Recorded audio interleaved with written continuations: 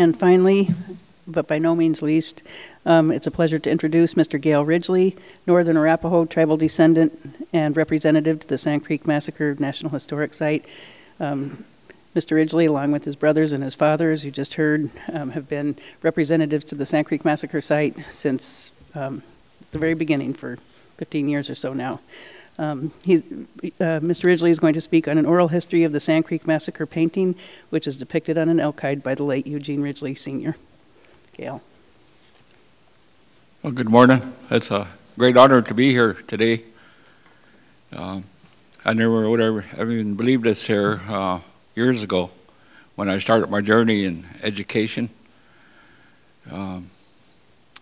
Teacher, school administrator, tribal college president, and my cohort, Dr. Richard Little Bear.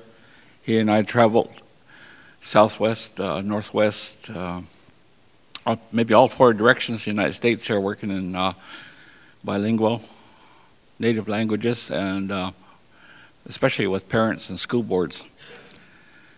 And I was talking to him this morning, and I says, you know, come a long way here, you know, with our passion of assisting our Indian people in our educational endeavors. And I said that how ironic is that we both put our efforts in, and I never knew that we'd be sitting here in this facility, honoring and talking about our people. And further, I developed a relationship where my first son named him Little Bear, Waku Saw. Proud to be sitting here at this table and sharing our history and our experiences of our life. Sand Creek Massacre,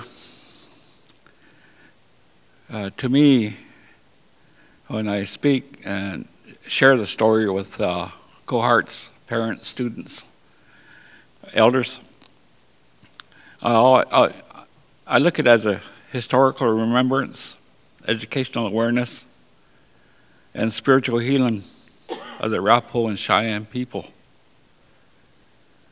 There's quite a substance in every area of what I just discussed, and the greater part of that is oral history.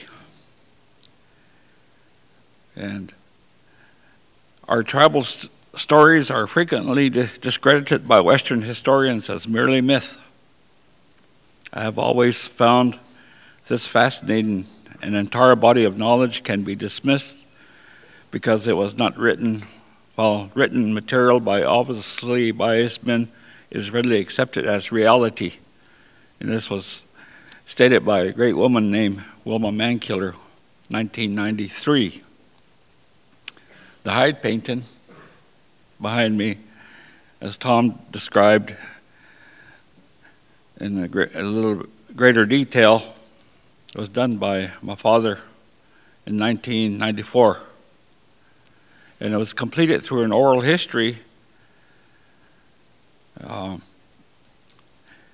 with massacre survivors in Oklahoma, and is based on descendants of an oral Arapaho tradition. Eugene, my father, was a descendant of Chief Little Raven, who led many Arapahos to safety before the attack, and layman who survived the massacre. Little Raven once stated that there were 8 lodges of Arapahos at Sand Creek, and that the tribes lost 30 warriors, 20 women, and 16 children, total of 66. And it was documented through the Rocky Mountain News, November 8th, 1965. Also, my grandfathers knew the story about Sand Creek, but did not share too much due to the nature of the massacre and the sacredness of the site.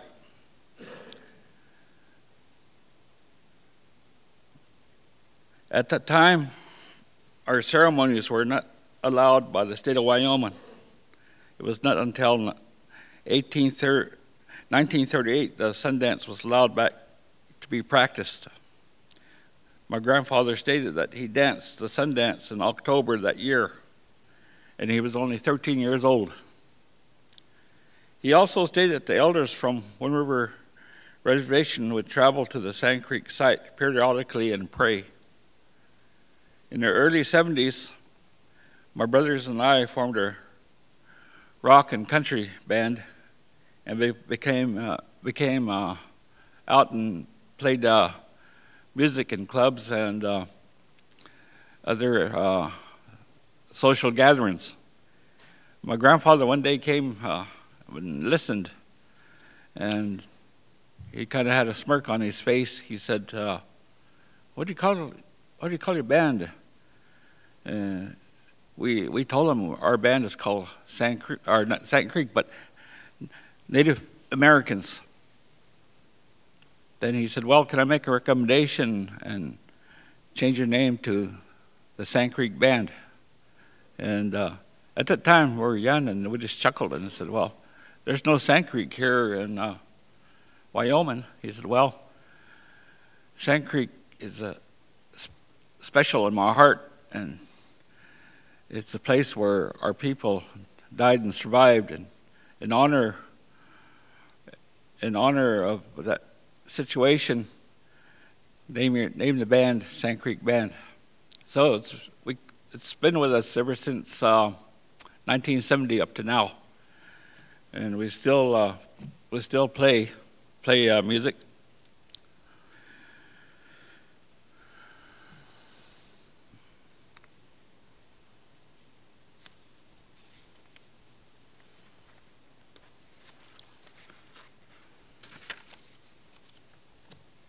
Okay, the Northern Arapaho Tribe got involved with the Sand Creek project through MOUs and the cooperative agreements on the process of government relationships with the National Park Service and the tribes of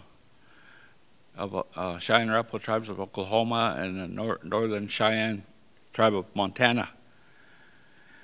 And one of the things that specifically was in the legislation was oral histories, traditional methods.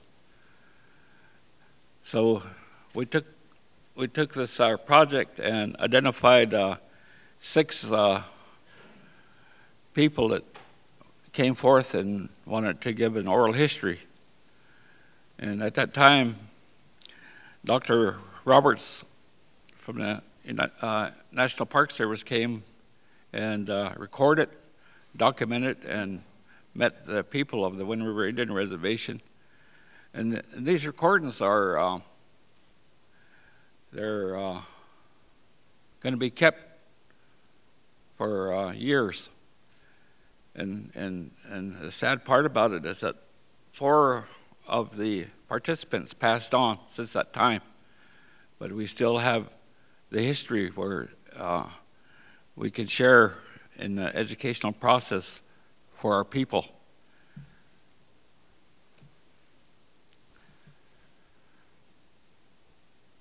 But one of the things that are that I learned is through other Native educators and scholars, book writers, etc. Now I have a great respect for Dr. Roberts, Dr. Hallis, Tom, who were at my side throughout this process up to back to 1992. And one of the things that I really read all the time is that quotes from former people that are no longer here.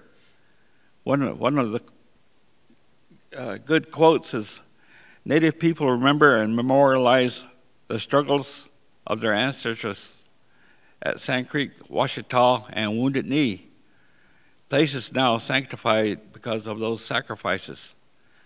Every society needs these kind of sacred places because they instill a sense of social cohesion in the people, and remind them of the passage of generations that have brought them to the present. A society that cannot remember and honor its past is in peril of losing its soul. This was done by Vine DeLorean Jr. in Boulder, Colorado. But in closing, again, I'd like to say it's quite an honor to be with quite a distinguished group of people here, and the Smithsonian to give us this opportunity to express our tribal history, our tribal stories. And as one of my cohorts said, Sand Creek is not dark history. It's living. And the most important thing for the tribes now is we're in the spiritual healing of our people at Sand Creek. Thank you.